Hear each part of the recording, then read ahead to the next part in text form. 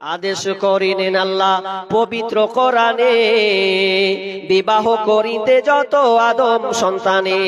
কোরআনে যদি আল্লাহ আদেশ না করিত, মানুষের বংশ সব ধ্বংস হয়ে যেত। কিন্তু হাই বর্তমানে হতেছে এমন, বর্তমানে বেটার বাপ নিচ্ছে কত পণ। কেউ বা সোনা দানা নিচ্ছে, কেউ বা টাকা কড়ি, কেউ বা জমি জায়গা নিচ্ছে, কেউ বা নিচ্ছে বাড়ি। আরো কত বাপজি বলছে নিব না গোপন, বেটা বেটি সাজিয়ে দিক বিহাই আপন। হচ্ছে না এরকম? লুকিয়ে রাখছে। এক গেলা বলছে যে আপনার জামাইকে কি দিবেন, বা জামাই বেটার বিয়ে দিব, তো জামাই কি নেবো না নেবো ওগুলো আমি কিছু বুঝি না, মানে হাজি হজ করেছে। তো তারপরে বলছে যে কি লেনদেন হলো, বলছে আমি ওগুলো জানি না, আমার জামাই জানে। আর জামাই যেটা করবে ওটাই, নিজে ভাল নিবে না, জামাই ঘরে ফেলে দিলে যে যাক বুলের গেলা যদি হয়। নিজে কত সাধু সাজছে দেখেন। বর্তমানে বেটার বাপ এমনি হারামখোর, হাইরে বেটার বাপ তুমি এমনি লোভী হলে, টাকার বিনিময়ে বেটা বিক্রি করিলে।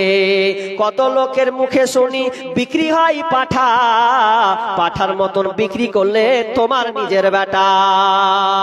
কত লোকের মুখে শুনি বিক্রি হয় পাঠা, পাঠার মতন বিক্রি করলে তোমার নিজের বেটা। চোর লোকে চুরি করে অন্ধকার হলে, বেটার বাপ চুরি করে দিনের উজ্জ্বলে। তাহলে মোহর দিবেন, মোহর নিয়ে এসে বিবাহ করবেন। খবরদার আপনি যৌতুকের কথা বলবেন না যে এত টাকা নিব তারপরে বিবাহ করব। যদি করেন তাহলে আপনি এক নম্বরে পাক্কা সবচাইতে বড় হিজড়া। কেন আপনি নিতে গেলেন? তওবা করেন, জীবনে কোনোদিন মেয়ের বাপ কাছ থেকে আবদার করবেন না যে আমাকে এত টাকা লাগবে, না বসবো না। সব অভিশাপ লাগবে আপনার উপরে। যেই সংসারে পণ নিয়ে বিবাহ হয়, যেই সংসারে যৌতুক নিয়ে বিবাহ হয়, ওই সংসার কোনোদিন শান্তি আসতে পারে না, পারে না, পারে না, কোনোদিন শান্তি আসবে না। বাপকে বলবো, বাপ বেটার বিয়ে দেননি, দিবেন, প্রতিজ্ঞা করেন জীবনে কোনোদিন মোহর দিবেন সঠিকভাবে, কোনোদিন যৌতুক নেবেন না, পণ নেবেন না, এটা প্রতিজ্ঞাবদ্ধ হন। যুবক তোমাকে বলছি, তুমি বিবাহ করো, তোমার সামর্থ্য থাকলে বিবাহ করো। ইয়া মাশারাস শাবাবি মান ইসতাতাআ মিনকুমুল বা ফালিয়াতাযাওয়াজ। হে যুবক দল, তোমরা বিবাহ করো, তোমাদের সামর্থ্য অনুযায়ী, সামর্থ্য থাকলে বিবাহ করো। আর যদি না, কারণ বিবাহ তুমি এই জন্য করবে কারণ বিবাহ করলে তোমার দুইটা জিনিস লাভ হবে, তোমার লজ্জা স্থানের হেফাজত হবে এবং তোমার চক্ষু নিচু হবে। এই জন্য তুমি বিবাহ করো। আর যদি না থাকে তাহলে তুমি রোজা রেখে রেখে রেখে রেখে তোমার জীবনটা পার করে দাও। কিন্তু খবরদার 2 নম্বরই পাইতারামু করিও না। আজকালকার বিবাহগুলো হচ্ছে পণ নিয়ে নয়, পণ নিয়ে আজকে বিবাহ হচ্ছে। অথচ আল্লাহ তাআলা বলছেন ওয়াআতুন নিসাআ সাদাকাতিহিন্না নিহলা ফাইন তিবনা লাকুম আন শাইইন মিনহু নাফসান ফাকুলুহু হানিয়াম মারিয়া। যদি তারা তোমাদেরকে ক্ষমার দৃষ্টিতে দেখে, ছাড় যদি দিয়ে দেয় যে আমি নিলাম না, তাহলে তোমরা ওই মোহরটা আনন্দ চিত্তে তুমি ভোগ করতে পারো, নচেত নয়। অনেক বাপজি আছে এখনো মোহর দেয় না, অনেক বাপজি আছে মোহর দেয় না, বাকি আছে। একটা মেয়ে বলছে, হাজি তুমি একদিন ধরে বিয়ে করলে, তোমার বয়স মেলে হয়ে গেল, তুমি মোহরটা দিব কইছো, কখন দিবা? মোহরটা দাও। মোহরটা কখন দিবা? তুমি কত প্যারালাইসিস হয়ে পড়ে আছো, মোহরের কথা তো একদিনও মুখে খুলে না যে হ্যাঁ রে শহীদের মা জায়গা তুই থোড়া থোড়া করে দিব, বা একটি বাকি আছে, কোনো মুখই খুলো না। মুখখানটা তোমার এরকম টেহারা মনে হয়ে গেছে, প্যারালাইসিসের মতন হয়ে পড়ে আছো, তো মোহরটার ব্যাপারে কিছু কো। তো ও আপনার পাল্টা করে দিব না, দিব ঠাং ঠাং দিব, অত টালা হামলা করলে হবে? মরছে তো মোহরটা বুঝিয়ে দেন, ভালো করে শুনেন। মোহর যদি বাকি থাকেন, মারা যান, তাহলে আল্লাহ যদি ক্ষমা না করে মেয়েটা ভালো করে রাখেন। আর আরেকটা ভুল কথা আছে কি, মেয়েকে বলে যে হাওয়া মাপ দিয়ে দে, ক্ষমা করে দে, এগুলা সব ফাজলামি করা। এতদিন সংসার করছো, তুমি মোহরটা দিতে পারবে না? আরে মোহরটা দিতে তোমাকে একবার দিতে হবে। চলুন আপনাকে নিয়ে যায় ঘটনার দিকে। হযরতে মুসা আলাইহিস সালাম 10 বছর ধরে মোহর আদায় করেছেন, 10 বছর, বাকিতে 10 বছর। কেমন?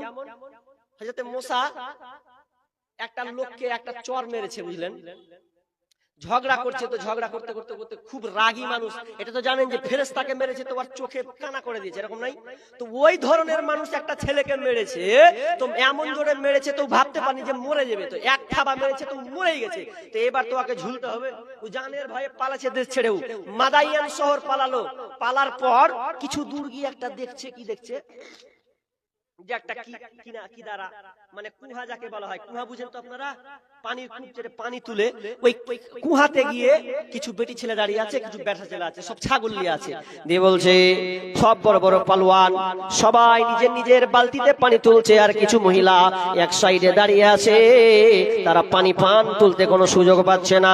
নবী মুসা দূর থেকে দেখতে পাচ্ছেন ওরা সবাই আপনার কিনা কুহাটাকে ঘিরে রেখেছে, কিন্তু পানি পাপ তোলার কোনো সুযোগ পাচ্ছে না। তখন তিনি কাছে আগিয়ে গেলেন, কাছে আগিয়ে ওই মহিলাটার হাত থেকে বালতি নিলেন। বালতি নেওয়ার পর সবাইকে হটিয়ে দিয়ে বালতি আপনার ফেলে দিলেন, তুলে দিলেন একদম আপনার কিনা পানি 18 মণ আপনার কিনা লিটার, 18 লিটার পানি এরকম উঠলেন, 20 লিটার পানি আপনার হাতে উঠিয়ে নিলেন। উঠিয়ে নেওয়ার পর এবার মেয়েটাকে দিলেন, আগে তার পশুগুলোকে খাওয়ালেন, ছাগলগুলোকে পান করালেন। এরপরে এক বালতি পানি উঠিয়ে তিনি বললেন যাও বাড়ি চলে যাও। আহারে কোথাকার ছেলে তুমি গো, এত সুন্দর ফুটফুটে চেহারা, মেয়েটি তো দেখে একদম তাজ্জব হয়ে গেছে, এরকম ছেলে তো দেখিনি। বাড়ি গিয়ে এসে বলছে আব্বা আমরা আসতে পারতাম না আব্বা, একটা লোক বেকার চিনতে পারলাম না, ও আমাদেরকে এতটা হেল্প করেছে, এত শরীর এত স্বাস্থ্যবান ছেলে, একদম 18 লিটার 20 লিটার পানি একলাই তুলে নিল, আমাদের ছাগলকে খাওয়ালো আর আমাদেরকে আগিয়ে দিল। তো কি করা যায়, তো ছেলেটাকে একবার দেন না, ডাকেন, প্রস্তাব দেন, ডাকেন। কোথাকার ছেলে ডাকা হোক তো। এবার ওই একটা মেয়ে যাচ্ছে, দু বোন, একটা মেয়ে বলছে আজি লোকটা আজি আমার আব্বা ডাকছে আসেন তো। তো মেয়েটা দেখা করলেন নবী মুসার সঙ্গে। নবী মুসা বলছেন কেন, কি হলো বলো? বলছে আব্বা আপনাকে ডেকেছে, চলেন আপনি আমি আগে যাই, আপনি আমার পেছনে আসেন। নবী মুসা বলছেন না না না, এটা কখনো নয়, তুমি আগে যাবে আমি পেছনে পেছনে যাব, এটা কখনো হতে পারে না। তুমি আগে যাবে আর তোমার পেছনের দৃশ্য আমার চোখে পড়বে, এটা কখনোই সম্ভব নয়, শয়তানি ওয়াসওয়াসা আসতে পারে, অতএব খবরদার, এটা কখনো সম্ভব হবে না। আমি আগে যাব, তুমি মেয়ে পেছনে পেছনে আসবে। তুমি পেছন থেকে দিক নির্দেশনা দেবেন, ডান দিকে না বাম দিকে, ডান দিকে গেলে ডান দিকে, বাম দিকে গেলে বাম দিকে ইশারা করবে, আমি সেই দিকে চলে যাব, কিন্তু তুমি কোনো মতে আমার সামনে হাঁটতে পাবে না, এটা কখনোই ঠিক নয়। শেষ পর্যন্ত চলে গেল। তোমার বাড়ি কোথায়? বলছে আমার মিশর বাড়ি। বলছে বাড়ি মিশর, কি ব্যাপার? বলছে এই সেই ঘটনা, এই নিরাপত্তার জন্য এখানে এসেছি। তখন মেয়েটা বলছে আব্বা ছেলেটা খুব মজবুত, খুব একদম পালোয়ান, তার ইমানদারিটা কত সুন্দর আব্বা। আমি যখন লোকটাকে বললাম চলেন আমার সাথে আমার পেছনে, তো বলছে না পেছনে যাব না, বরং তুমি পেছনে থাকো আমি সামনে যাই। তার মানে ছেলেটার মধ্যে দিনদারিতা আছে, আল্লাহ ভীরুতা আছে। তখন ওই লোকটা বলছে ওই ছেলে তুমি এসেছো এখানে, শুনে নাও, তুমি এক কাজ করো, আমার 2টা মেয়ের মধ্যে একটা মেয়েকে তুমি পছন্দ করে নাও, চয়েস করে নাও, কোন মেয়েটাকে তুমি স্ত্রী বানাবে। একটাকে চয়েস করা হলো, তো কিসের বিনিময়ে? মোহর তো বানতে হবে। মোহর কি হবে? কিছু তো নাই, খালি হাতে এসেছে। তখন মেয়ের বাপ বলছে তুমি মোহরটা এরকম করে দেবে, তোমার মোহর নির্ধারণ হচ্ছে 10 বছর তুমি আমার ছাগলকে চড়িয়ে দেবে, পান করিয়ে দেবে, 10 বছর তুমি আমার খিদমত করবে, 10 বছর পূর্ণ হয়ে গেলে তোমার মোহর শোধ হয়ে যাবে। যখনই এই কথা বলা নবী মুসা কবুল করে নিলেন, আর আল্লাহকে বলছেন আল্লাহ তুমি কত মেহেরবান, তুমি আমাকে সুযোগ করে দিয়েছো, আমাকে নিরাপত্তা তো দিয়েছো। আমি চেয়েছিলাম আল্লাহ তুমি আমার রুজি রোজগার আমাকে কিছু দেবে, কিছু রুটি দেবে, তো আমার খিদারণীয় হবে। তো আল্লাহকে বলছে আল্লাহ কিছু রুটিও পেয়ে গেলাম, রুটি পাকানেওয়ালিও পেয়ে গেলাম। 10 বছর তার খিদমত করলেন, চাকর হিসাবে থাকলেন, দিয়ে মোহরটাকে মিটিয়ে দিলেন। তো আপনিও বিয়ে করেছেন, আপনার 10,000 20,000 আছে, আপনি অসহায়, আপনার বিবিকে বলবেন বিবি রে আমিও তো 10,000 5,000 যাই করি না দিতে পারিনি, তোকে আমি যদি আপনার যদি ইচ্ছা হয় আপনার বিবিকে 200 500 200 500 400 করে সপ্তাহে মাসে 2 সপ্তাহে এরকম করে যদি আপনি মিটিয়ে দিতে পারেন দেন, কোনো সমস্যা নাই, বাকিতে বিয়ে করা যাবে। এরকম আরো অনেক হাদিস আছে। তাহলে কি বলছিলাম, মোহর দিয়ে আপনি নির্ধারণ করবেন, দেন নগদ, নগদ তো নগদ, বাকি তো বাকি, তবে চেষ্টা করবেন নগদ দেওয়ার। কারণ আজকে সমাজে দেখা যায় মোহরের ব্যাপারে মানুষ অনেকটা পিছিয়ে যাচ্ছে, অথচ আজকের পতিতালয়, যেখানে পতিতালয় নারীর দেহ বিক্রি হয়, সেখানে অনেক ছেলেরা যায়, তার বিনিময়ে একটা দেহের 1 ঘন্টার দাম, 2 ঘন্টার দাম 500 টাকা, 1000 টাকা, 50,000, 1 লাখ পর্যন্ত একটা মেয়ের দেহ ভোগ করার জন্য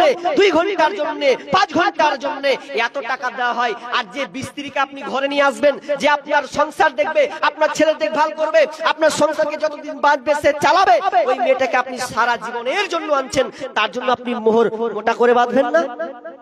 মোটা করে বাঁধুন, তাহলে আল্লাহ তাআলা আপনাকে বরকত দান করবেন। এখানে কি লিখেছেন?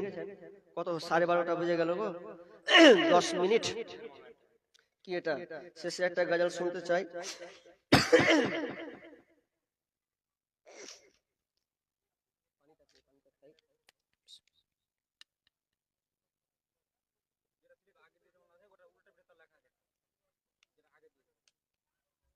ইনশাআল্লাহ বলবো, কিন্তু এটা তো মসজিদে জালসা নাকি, তো দান না পেলে তো বলছি না, দান লিব তারপরে ছাড়বো না, কি বলেন? কিছু তো হাম বলিব নাকি, না হলে তো হবে না। মসজিদের জালসা, কিছু দিলে ইনশাআল্লাহ শোনাবো, না তো একদম স্টপ করে দেবো। তো কি বলছিলাম, মোহর কমপ্লিট হলো, এরপরে আপনি বউকে বাড়ি নিয়ে আসবেন। বাড়ি যখন নিয়ে আসবেন, তখন আজকালকার দেখা যায় বউ ভাতের নামে যত নোংরামিতা হচ্ছে, আপনার সবাই মেয়েটাকে দেখতে আসছে, মেয়েটাকে গলিতে বসিয়ে দিচ্ছেন, অথচ এগুলো সব জেনা জেনা জেনা জেনা। একজন স্বামী ছাড়া পৃথিবীর আদার্স আর কোনো পর পুরুষ মেয়েটাকে দেখতে পারে না, অথচ মেয়েটাকে আনা হলো, বিয়ে করা হলো, কমপ্লিট হলো, এরপর মেয়েটাকে বারান্দায় কোন একটা গলিতে বা কোন একটা একনাতে আর একটা ঘরে বসিয়ে দিল। আর যেদিন বউ ভাত হয় সেদিনকে মানুষ খেতে আসে, যে বলছে চনাবে ছোড়ার বহুটাকে দেখে আসি গা। কত নির্লজ্জ বেহায়া, তুমি দেখে আসবে। তো মেয়েটাও বেচারি কিছু কইতে পারে না, ওই 4 ঘন্টা 5 ঘন্টা ধরে বেচারি এত গরমে ফ্যাপসে কিছু কইতেও পারে না, যে একটু যে ঘুমাবো আর কিছু। ওকে কহে দিয়েছে তুই বস, তো বস, ও আপনার বসে গেছে দুর্গার মতন বসে থুই দিয়েছে ওকে। আর লোক আসছে আর চেহারা দেখছে আর বলছে ছোড়া যেমন হবে হোক, গাছে বহু মালটা ভালো পেয়েছে। আগে ওকে 12টা বাজিয়ে দিচ্ছে, তারপরে টাকা দিচ্ছে 200 400 500 করে ওর 12টা। মানুষ বউ ভাত কেন করে, ওলিমা কেন করে? দোয়া পাওয়ার জন্য কিনা? দোয়া পাওয়ার জন্য এটা করা হয়। বারাকাল্লাহু লাকা দিবে দোয়া, এই দোয়া আর নেই, এই দোয়া উঠে গেছে। মাংস যদি ভালো হয় তো ভালো, না হলে তোমার আপনার কপাল কালো। কেন বলছি, এক জায়গাতে বিয়ে হয়েছে বুঝলেন, মাংসটা কোন রকম করে ভালো হয়নি, তো মাংস দিয়ে ছাড়ে তো হাত পা টেনে ছিঁড়ে দিছে। রাগ ঘাটায় এত উঠছে যে নিমন্ত্রণ পাইনি তো ভালো করে খাবো, মনে মনে ভাবছে সারা কার বিয়া খেলে এনু, ভালো হলো না। হওয়ার পরে এবার যদি বাইরে যাচ্ছে, তো সব আপনার এদিকে কেমন সিস্টেম আছে, প্যান্ডেলের বাইরে টেবিল ছেড়ে দিয়েছে। হয় আপনাদের টেবিল মানে সিস্টেম, টাকা লিবে, টাকা তো টাকা লিবে, তো এত মন খারাপ, বউ ছিটে যায় তো হাত পা টানতে হয়েছে ওকে। কি করে টাকা দিবে তা মনে করছে যে আমি গ্রামের একটা মুরব্বী মানুষ, যদি 500 টাকা যদি না দিই তাহলে তো মান সম্মানে কিছু বাঁচে না, কিছুই বাঁচে না।